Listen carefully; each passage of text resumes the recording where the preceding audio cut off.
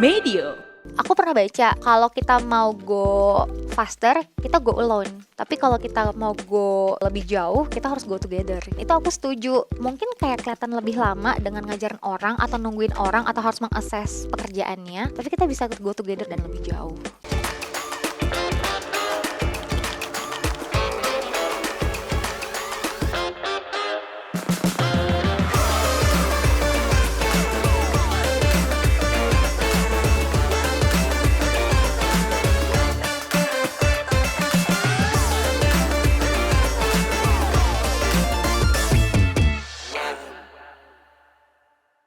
Halo Sobat Medio, balik lagi bareng gue Ellen. Dan juga Risti. Nah, kali ini kita seperti biasa di episode Obsessive Flat Talk, kita akan ngobrol sama salah satu leader untuk menggali perspektif tentang kepemimpinan dan juga inovasi bisnis ya Risti ya. Iya tentunya. dong. Nah, di episode kali ini nggak kalah spesial dengan tamu-tamu lainnya. Di episode ini Ellen, kita akan ngobrol bareng bisnis strategi dan growth manager dari Dana. Siapa itu? Kalau gitu kita sambut Kak Marcella. Halo Kak. Halo. Gimana kabarnya? Baik-baik. Oke, nah mungkin untuk Sobat Medio di sini yang belum kenal Kak Marcella, boleh diceritakan dulu Kak Marcella kegiatannya belakangan ini apa aja? Oke, aku sebagai business strategy and growth di Dana, jadi memang kalau on daily basis sih lebih ke making strategy and plan for our division lah ya gitu. Yeah. Karena memang divisi kita kan related dengan channel partner kita, yang sebenarnya partner kita itu adalah beberapa core partner yang dari Dana sendiri kayak gitu. Jadi kita lebih kayak bikin end-to-end strateginya juga, dan kita lihat potensi mana dari partner ini bisa kita develop atau malah jadi cari partner baru. Plus monitoring performance-nya juga gitu. Plus reporting to BOD juga sih gitu. Jadi end-to-end-nya kita calculate semuanya, termasuk cost revenue, termasuk success rate, quality of service dari tiap partner untuk kita compare dan kita improve dari situ. Wow, gitu. jadi memang sekarang kerjanya lebih ke bisnis banget ya Kak? Iya, lebih ngelihat dari sisi high level dan helicopter view gitu ya. Semuanya lah ya yang berkaitan dengan bisnis ya. Bener banget. Nah, aku nih sempat nge-stalk Kak Marcella. Oh, oke. Pendidikannya kan backgroundnya sains ya. Kita sempat ngobrol juga kayak sebelumnya backgroundnya skripsinya biotek, terus sekarang lebih ke bisnis. Nah itu gimana perjalanannya bisa sampai di posisi sekarang nih? Oke, agak lumayan panjang sih. Dulu aku tuh dari Atmajaya, aku di biotek ya, bioteknologi. Ya, sekarang fintech, jadi teknya sama gitu. Tapi beda dari bio ke fin gitu kan. Cuma waktu itu mungkin kayak startnya itu dari ketika aku skripsi, dan di tugas akhir aku selalu all about lab gitu kan, dari pagi sampai malam di lab, dan aku mulai menyadari bahwa aku tidak se-introvert itu. Udahannya keluar lab jadi kayak stres, gue harus ngobrol sama orang nih gitu. Dan waktu itu ternyata ada beberapa bank yang punya opportunity, mereka buka opportunity untuk MDP atau MT. Oh, MT ya, manajemen trainee ya. Ya, nah biasanya mereka akan terima dari segala jurusan, as long as IPK-nya itu meet the requirement lah kayak gitu. Akhirnya masuk, belajar, dan first job itu jadi RM di bank tersebut gitu. Jadi RM, lebih ke sales lah ya gitu. Kemudian mulai pindah bank jadi ke partnership, jadi lebih ke campaign partnership. Jadi kerja sama dengan partner, dengan untuk bikin promo gitu ya, lebih ke kartu kredit sih waktu itu gitu. Terus lama-lama partnering lah dengan Dana. Aku ditarik partner sendiri sebenarnya.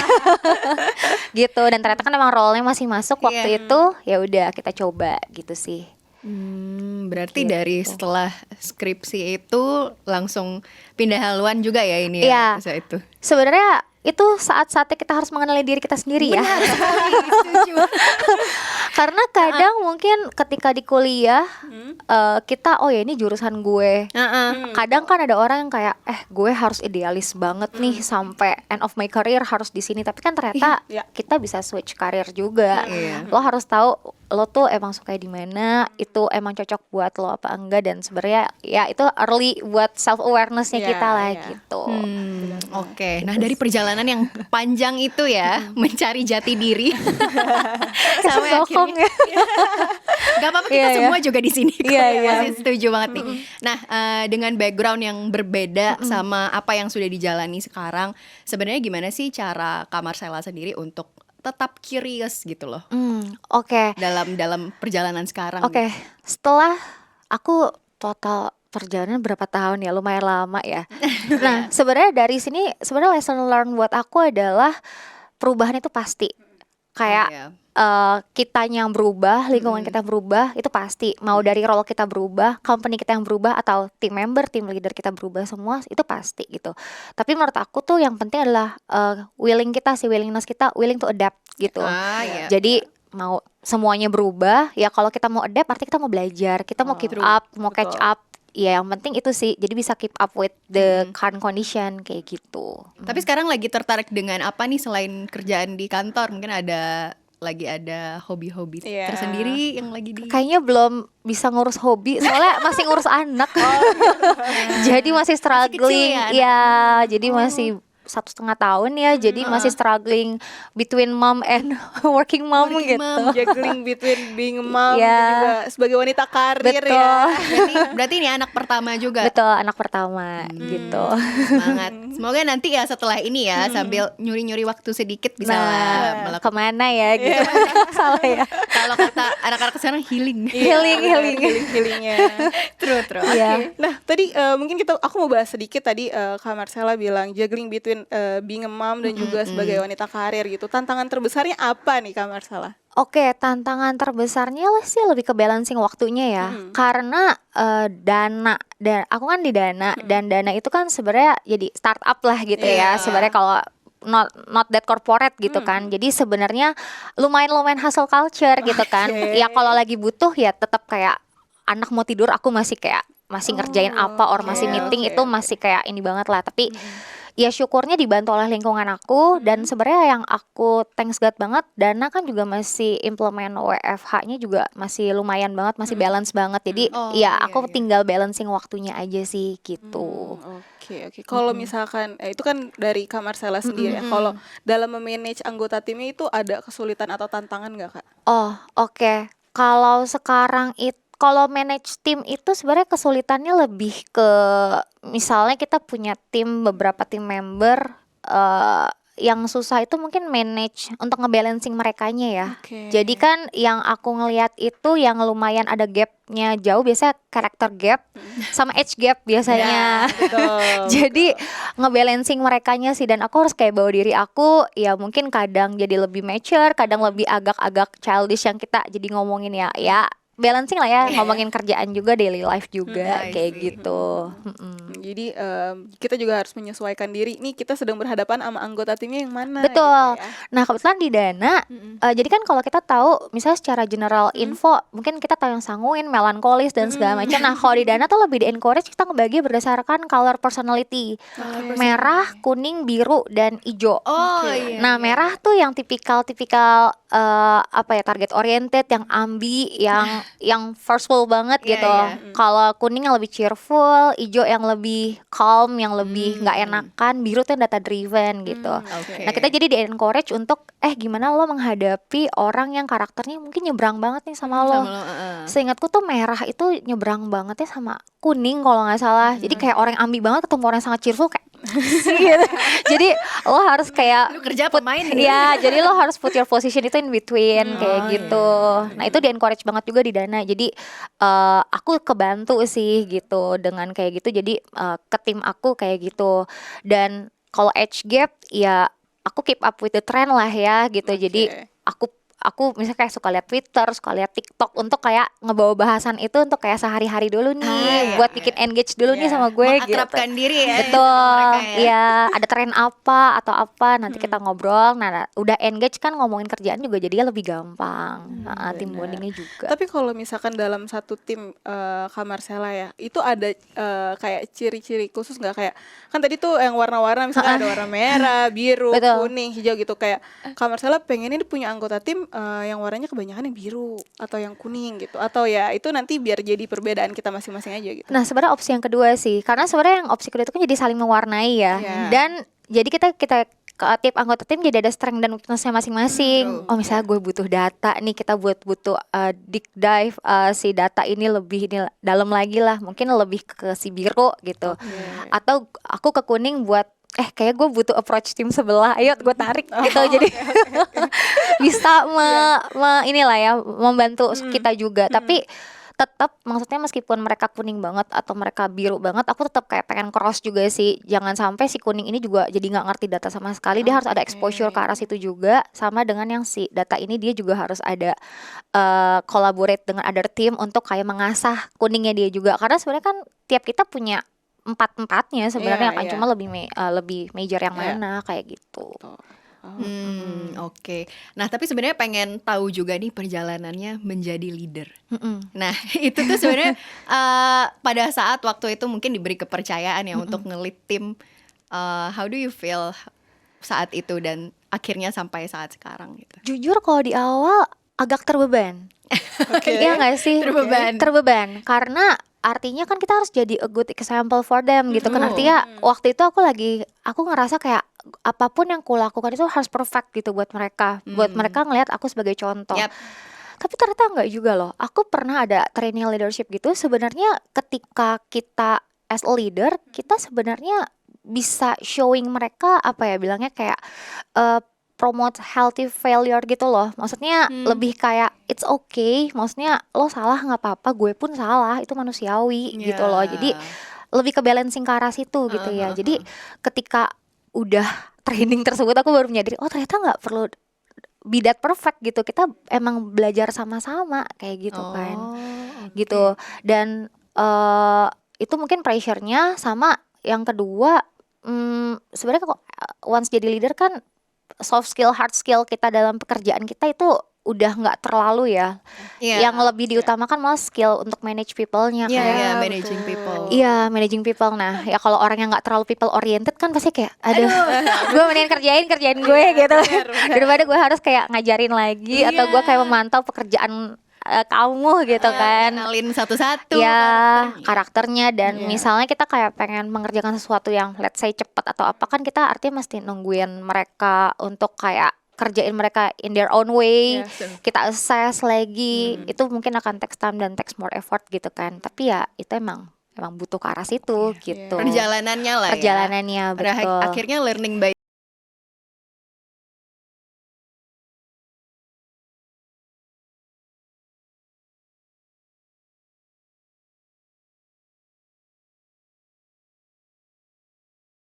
kita akan ketemu di tengah kayak gitu. Oke, nah ini lebih ke teknikalnya nih lagi nih soal kerjaan sebenarnya kan dari proses pengenalan tim, kenal dari mereka, oh lu kuatnya di mana gitu, lu kurangnya di mana, berarti bisa dilengkapinya di mana. Nah kan pasti dalam suatu tim ada proyek-proyek tertentu gitu ya. Gimana sih cara dirimu sendiri sebagai leader gitu untuk membantu mereka anggota tim itu lebih memahami briefnya atau kayak dari hasil eksekusinya seperti apa nanti gitu sampai menghasilkan ide yang akhirnya bisa dieksekusi itu sendiri. Oke. Kalau kayak gitu aku melibatkan mereka tuh dari awal sih.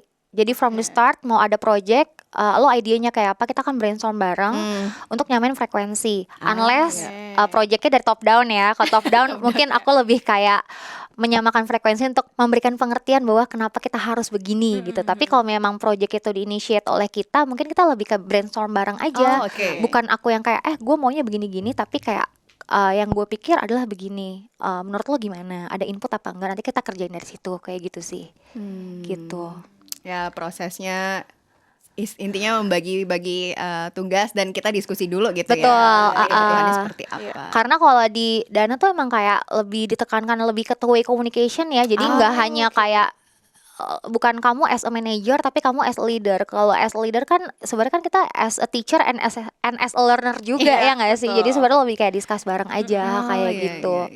Nah diskusi bareng tuh antara leader sama anggota tim itu kan pasti harus ada komunikasi yang transparan dan terbuka ya. Nah gimana nih Kak Marcella sebagai leader gitu sama anggota timnya atau sama atasannya juga itu bisa membangun komunikasi yang terbuka dan transparan. Nah ini sebenarnya udah culture banget di sini ya gitu. Jadi di company aku gitu ya emang udah culture banget. Kita ke atas dan kita ke bawah benar-benar komunikasi dua arah dan sangat transparan.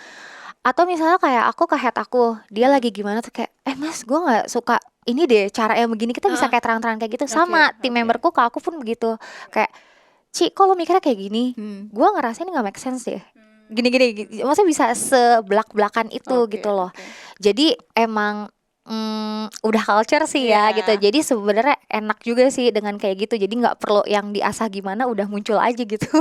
Jadi memang karena terbiasa dari Terbiasa. Kak Marcelonya juga ke atasannya seperti itu, akhirnya juga diterapkan ke bawahannya Ya, gitu ya. dan menurut aku ini sebenarnya didasari oleh culture company ya, gitu. Karena FYI aja, kayak aku mau senggol atau mau langsung chat chief aku yang mana, tinggal one Bisa aja. chat away gitu, dan mereka pasti akan bales, dan mereka akan kayak concern, misalnya akan ada, Pak, saya ada isu ini. Aku yakin banget mereka akan kayak, ayo discuss or apa. Nggak kayak, nggak bisa loh soal sekretaris gue atau apa, nggak gitu gitu loh. Bener-bener kayak seterbuka itu gitu. Jadi Oke. jadinya culture sih gitu. Pada akhirnya juga anggota tim terbiasa Benar. untuk lebih apa ya, terbuka untuk mengutarakan pendapat mereka atau ada Terbiasa debat gitu. betul. iya tapi kan itu akhirnya Outcome-nya jadi ya bagus. outcome-nya Iya, jadi sekarang lebih jadi baik. Betul, karena kadang kalau kita briefnya one way, kita kan cuma tahu dari point of view kita. True. Sedangkan tim member kita dia mungkin lebih maksudnya dia lebih tahu point of view yang lain. Dia lebih muda, dia mungkin lingkungannya juga knowledge lebih ada gitu. Iya. Jadi saling ngelengkapin, daripada kita one way ternyata ada blocker, nanti bolak-balik jadi lama kan gitu. Oke, nah dari perjalanan mengenal tim, terus akhirnya ngomongin delegasi dan lain sebagainya. Nah, ada satu traits yang sebenarnya kayaknya dari kita ngomong dari berpuluh-puluh leaders di Letlock ini, satu trait itu memang yang mereka butuhkan adalah growth mindset juga dari anggota tim, dan istilahnya kayak mau ngerjain lebih lah. Nah, untuk menanamkan hal itu gitu, untuk mereka tahu bahwa oh berarti kalau dikasih kerjaan lebih atau proyek lebih, ini berarti kan bisa jadi sesuatu atau kayak proyek yang bisa bantu lo untuk lebih berkembang gitu loh. Nah, menanamkan hal ini ke anggota tim atau dari culture yang ada itu Betul. seperti apa sih kalau di timmu, Kak? Oke, sebenarnya first thing first jadi contoh sih. Nah, Iya nggak sih like gitu, sampel ya. kayak kalau nyuruh doang tapi kita nggak jadi contoh, dia juga akan ngeliatnya kayak ih nyuruh doang kayak gitu kan. Tapi sebenarnya lebih ke ngasih contoh. Dan ini waktu itu aku sempat kejadian. Jadi kebetulan tim member aku itu emang fresh graduate banget. Biasanya fresh graduate banget itu kan sangat idealis. Ini role saya. Kalau saya mau extra mile untuk role lain, kayak kenapa Ci kita harus ngerjain itu kan Iya, kayak iya. bukan part kita gitu. Aku lebih ke ngasih pengertian kenapa, why-nya. Toh ini juga bukan yang kamu harus kerjakan on daily basis Yes. gitu loh. Ini mungkin lagi urgent dan kita harus ada extra miles untuk meet the timeline atau apa kayak gitu. Pengertiannya ke situ dulu. Tapi ya tetap aku lakukan kayak gitu. Mungkin awalnya dia kayak ngeliat kayak, "Hah, kenapa lo kerjain sih? Ini kayak ini enggak healthy deh." Mungkin agak ke brainwash dengan apa ya? Kadang-kadang kan narasi-narasi soal apa ya, hustle culture atau apa, kadang-kadang ada yang kayak, oh jangan mau kayak Work-life balance. Iya, work life balance, lo harus kayak yang on track dengan role lo aja, Kerjaan yang lo, gitu-gitu. Kadang-kadang jadi mispersepsi di sisi mereka kayak gitu. Sementara kan kalau kita udah bertahun-tahun kerja, mungkin kita ngerasain ya emang kita urgent, dan kita juga nggak required lo untuk kayak lakukan tiap hari. Ini urgent, ada objektifnya, lo mau kemana. Ya udah, lebih ke ngasih pengertian dan ngasih contoh. Nah, lama-lama akhirnya ngikut gitu. Akhirnya tahu-tahu orang itu kayak dia melakukan extra mile sendiri. Aku yang kaget juga kayak ternyata without kita iniin lagi, dia udah ada inisiatif ke arah sana kayak gitu. Dan yang penting kita appreciate, maksudnya kita acknowledge bahwa oh ya lo extra miles, thank you ya kayak gitu. Dan dia happy sih with that gitu. Berarti mulai dari leadernya dulu ya, jangan cuma nyuruh doang nih kita nih. Betul. Yang aku lihat sih lebih ke ngasih contoh sama apresiasi. Apresiasi penting Itu ya. penting banget. Itu aku agak kaget. Jadi waktu itu ketika aku lead tim aku, terus sebelum-sebelumnya dia yang fresh graduate itu, dan dia kayak mungkin pernah di lead sebelumnya intern or apa dengan leader lain. Somehow ada kerjaan dia di AU, aku tuh emang kayak sering thank you dia pas one on one dia kayak lo tuh appreciate kerjaan gue, padahal itu yang emang harus gue lakukan, tapi lo appreciate, lo acknowledge, lo appreciate, and gue thank you. Aku pun kayak kaget gitu loh, kayak oh ternyata lo pun merasa terharu dengan ini, malah buat kita kan mungkin biasa aja. Tapi small things itu ternyata matters buat mereka gitu. Oke, wah. Anak-anak sekarang memang butuh validasi. Bener. Iya juga ya. Enggak, sebenarnya itu jadi ya apa ya, pemacu semangat juga ya Iya, buat mungkin kita kayak sekarang. lebih ke acknowledge ya. Jadi Yeah. kayak mereka nggak merasa mereka doing for nothing gitu. Yeah, yeah, yeah. Betul. Gitu sih. Nah, kalau misalkan nih kayak tadi mungkin ngadepin anggota timnya yang lagi suka ngedown atau tadi mungkin lagi demotivasi kayak gitu-gitu. Iya. Nah, biasanya kalau dari Kak Marcella nih ngadepin anggota timnya seperti itu gimana cara biar keep up spiritnya mereka lah gitu. Oh oke. Kalau kayak gitu kan biasanya kita udah tahu tanda-tandanya ya gitu kan, dari raut mukanya kah, dari nada suaranya atau dari reaksi-reaksinya. Tapi biasanya kan kita sebenarnya tahu juga, misalnya kalau itu lebih ke general condition kita nih kerjaan, oh lagi ada proyek atau lagi ada instruksi-instruksi yang misalnya saya nggak make sense atau gimana, kita tahu. Jadi biasanya aku akan ke dia deep talk, kita one on one, dan lebih kayak aku kan pancing dulu. Kayak sekarang tuh begini ya gitu. Jadi kita akan pancing untuk nyamain frekuensi dulu sebenarnya. Jadi seolah kayak sambat bareng gitu ya. Tapi sebenarnya lebih mancing.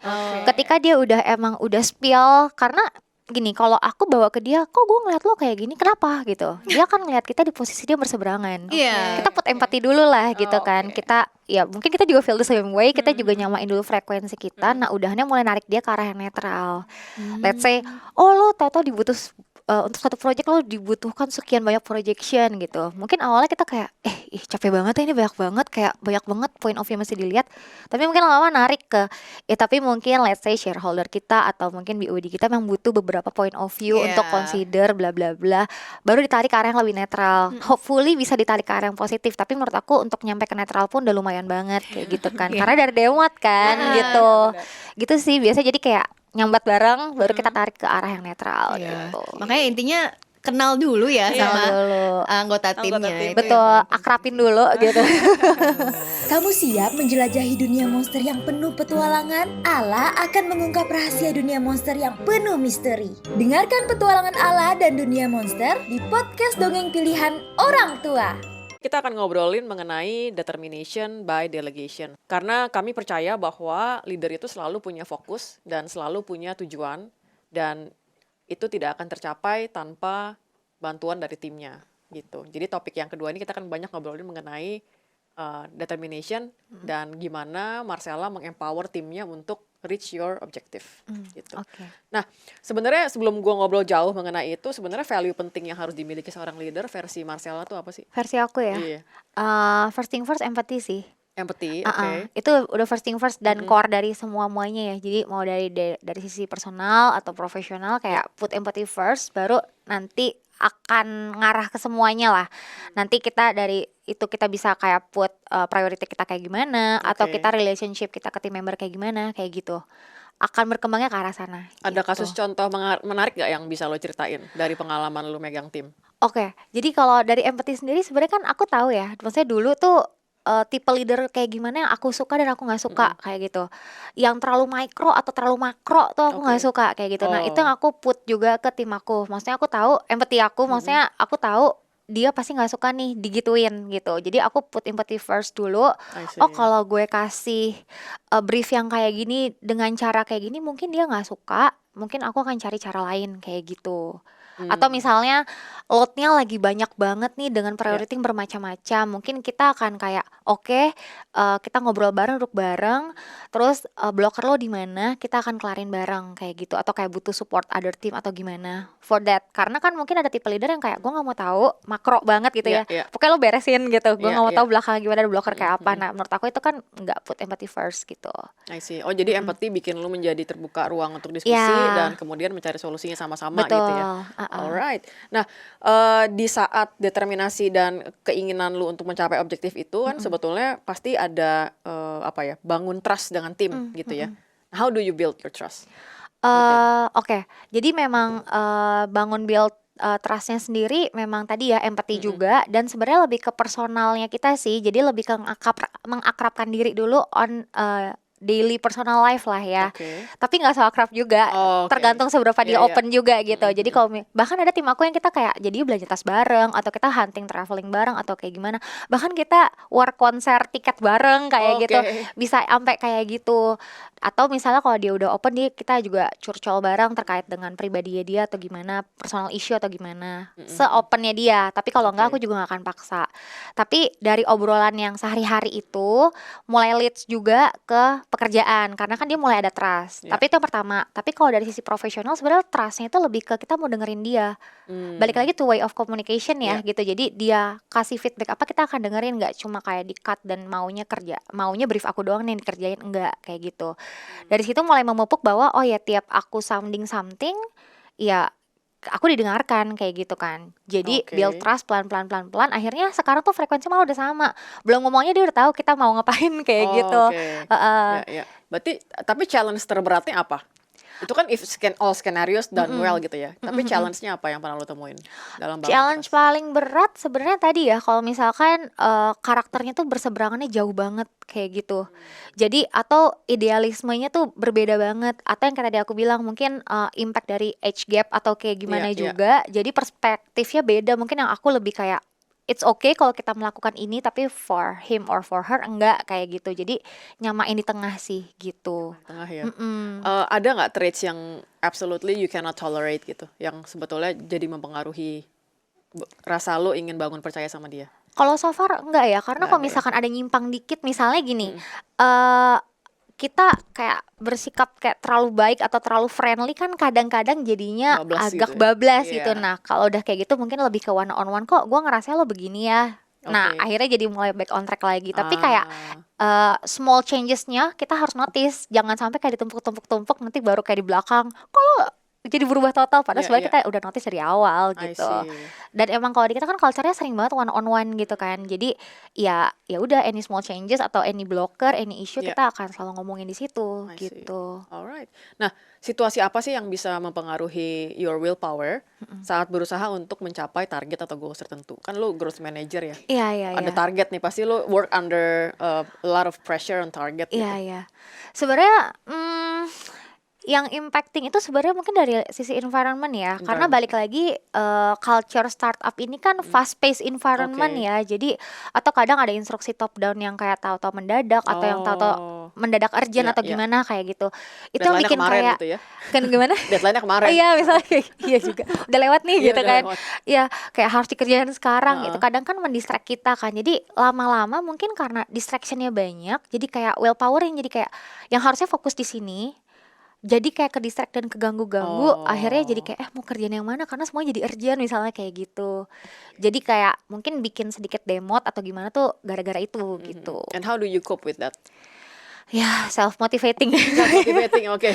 Karena ya aku harus kayak self motivating aku dulu baru aku bisa self motivating tim kan kayak gitu. Karena biasanya sih karena frekuensi udah mirip-mirip, aku tahu nih ketika aku demot atau apa karena hal ini, aku tahu ini mereka juga feel the same way gitu. Jadi aku kan coba mencari apa ya self motivating dengan mencari beberapa strong reason dulu why I'm here, terus kayak kenapa aku harus doing this role dan segala macam, dan ya mungkin lebih ke general perspektif gitu ya buat aku nanti ngobrolin itulah ke tim aku biar nyamain frekuensi kayak gitu. I see. Terus do you let yourself being vulnerable nggak ke tim lo? Misalnya kayak tadi ini situasi yang Yeah. chaotic gitu ya, quote unquote gitu ya. It means like you feel like banyak banget prioritas gitu ya. Semuanya kayaknya prioritas gitu kan, which is nggak mungkin ya. Pasti harus ada beberapa hal yang kalau ada prioritas baru masuk kan berarti harus ada prioritas lain yang turun nih gitu. Betul. How do you deal with that in terms of gimana lo komunikasiin itu ke tim lo gitu? Yang pertama tadi kan self motivating. Yang kedua sebenarnya ngobrol aja sama tim karena mereka Jadi feel lu the same open way gitu juga. ya? Iya, open. Oke. Open kok. Karena kemarin itu aku sempat ngeliat aku sempat pas training leadership tuh ada 8 paradoxes of great leadership gitu. Jadi ada beberapa poin yang sebenarnya ada 8 singkat aku. Itu yang kita harus balancing in between. Termasuk kayak tadi, misalnya kayak tadi being vulnerable atau being strong. Jadi balancing, jadi kapan kita harus emang terlihat firm, strong dan lain-lain. Dan ada saatnya kita emang, ya kan itu manusiawi ya sebenarnya ya. Iya, Dan iya. tim kita bisa ngeliat kita ya as a human kayak gitu. Gitu sih. And mungkin Balancing. itu juga yang bikin as a leader kita bisa ask them for help ya. Iya betul. Iya. Dan kadang-kadang kan ada jadi blind spot kan. Kita udah fokus banget kayak tadi, let's say priority banyak Iya. banget. Mau yang mana semuanya harus P0 gitu Iya. kan. Yang mana nih gitu.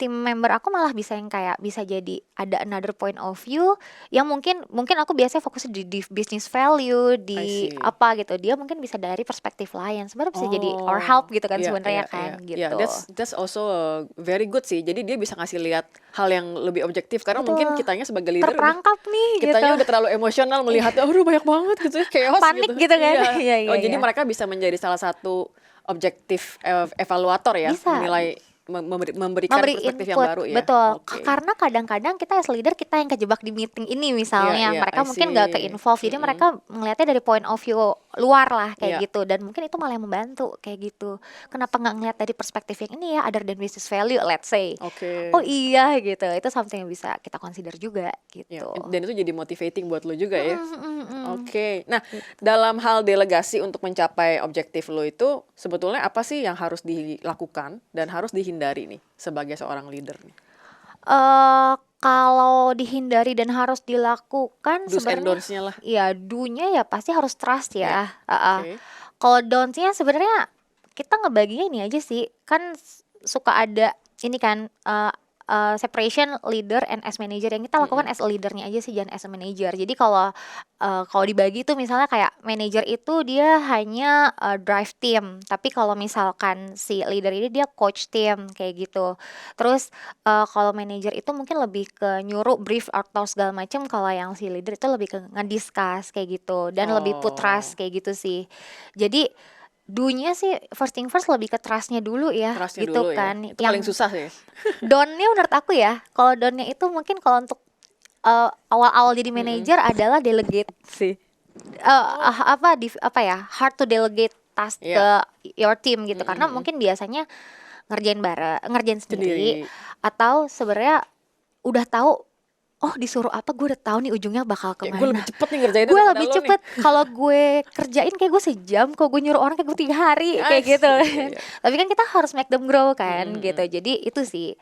Dan sebenarnya aku pernah baca kalau kita mau go faster, kita go alone. Tapi kalau kita mau go-nya itu lebih jauh, kita harus go together gitu. Oh, oke. Aku pernah baca idiom itu Iya, di mana iya, iya. lah gitu, dan itu aku setuju. Mungkin kayak kelihatan lebih lama dengan ngajarin orang atau nungguin orang atau harus mengakses pekerjaannya. Tapi kita bisa go together bareng-bareng gitu dan lebih see. jauh. Apa ya, mungkin karena tadi dari omongan lu sebetulnya satu hal yang bridging itu tuh ada patience ya. Gimana? Harus lebih Oh sabar. iya. Iya loh. Iya kan? Iya, Satu iya, jam sama 3 hari itu Iya.